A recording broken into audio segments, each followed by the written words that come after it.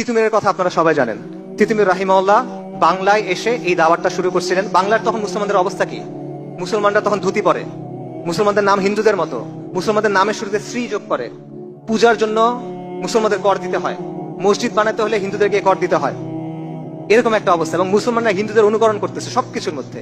এই অবস্থায় তিতুমির রাহিমাহুল্লাহ এসে কোরআন সুন্নাহর দাওয়াত দিলেন, কুফর শিরক বিদআত ফাহিশার বিরুদ্ধে দাওয়াত দিলেন। এবং তিনি মুসলিমদের বললেন যে তোমাদের নাম এরকম হইতে হবে, তোমরা ধুতি বন্ধ করে এই পড়ো, লুঙ্গি পড়ো। এই বিষয়গুলো তারা তখন করলেন এবং তার চারপাশে বিরাট একটা জামাত তৈরি হয়ে গেল। এবং যখন জামাত তৈরি হয়ে গেল তখন এই হিন্দু জমিদাররা তার বিরোধিতা করলো, তাদের বিরুদ্ধে অ্যাটাক করা শুরু করলো। এবং তখন নারিকেল বাড়িয়াতে একটা বিরাট মসজিদ ছিল, সেইখানে তারা একটা কেল্লা তৈরি করলো, যেটার নাম হলো বাঁশের কেল্লা। এবং খন্ড খন্ড যুদ্ধ হলো, যেখানে তারা ইংরেজ আর্মিকেও পরাজিত করলো।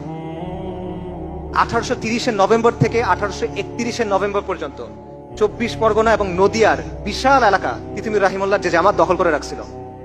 এবং তিনি সেখানে ইসলামী শাসন কায়েম করছিলেন, তিনি নিজেকে বাদশাহ ঘোষণা করছিলেন।